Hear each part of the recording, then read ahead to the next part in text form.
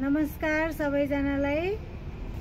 मैले आज हजुरहरूलाई मैले सिकेको मैले एउटा कौशी खेती तालिम लिन पाएको थिएँ। एउटा सहकारीले दिएको तालिम 2 दिने तालिम लिन पाएको थिएँ। त्यो तालिममा सिके अनुसार मैले हजुरहरूलाई जैविक मल र जैविक विषादी दुईटा कुरा बनाउनलाई आज म यो हाम्रा वनस्पतिहरू यहाँ जमघट गराएर कलेक्ट गराएर म यसलाई चाहिँ टुक्र्याउने गर्नेमा लागेको छु। ल अब म हजुरहरूलाई यो कसरी बनाउने जैविक मल र जैविक विषादी भन्ने तरिकाहरू चाहिँ हजुरहरूलाई म अगाडि बताउने हुन्छु।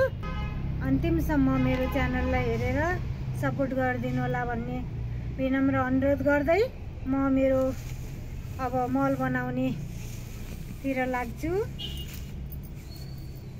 सर्वप्रथम यसलाई चाहिँ यो जैविक मल अझै भन्छ यसलाई बोकासी मल बनाउनलाई चाहिँ मैले सर्वप्रथम यी वनस्पतिहरू अब यो वनस्पति लगायत धेरै रेसा नभएका हामीले बोडी यस्ता सिमीहरूको झ्याङ पात पनि काट्न सकिन्छ र धेरै प्याच्च पानी धेरै ननिस्किने खालका वनस्पतिहरू बोट बिरुवाहरूबाट पनि बोकासी मल गराउन सकिन्छ भने जैविक मलको लागि चाहिँ तितो टर्रो अमिलो पिरो सम्पूर्ण हाम्रा खेतबारीमा पाइने जङ्गलमा पाइने सबै कुराहरू जे छन् तितो टर्रो अमिलो पिरो सिस्नो अब यस्ता आदि इत्यादि विभिन्न हाम्रा जडीबुटीहरू कलेक्ट गरेर विषादी मल बनाइन्छ। विषादी झोल विषादी बनाइन्छ जैविक विषादी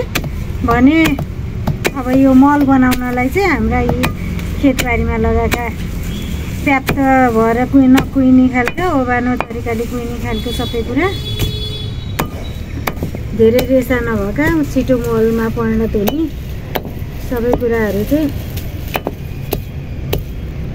बोकासी मल बनाउनलाई प्रयोग गर्न सकिन्छ। अब म हजुरहरूलाई कसरी बनाउने के गर्ने भन्ने विधि चाहिँ पछि देखाउने छु। भिडियो कस्तो लाग्यो बाँकी पार्ट्स म अर्को भिडियोमा ल्याउने छु।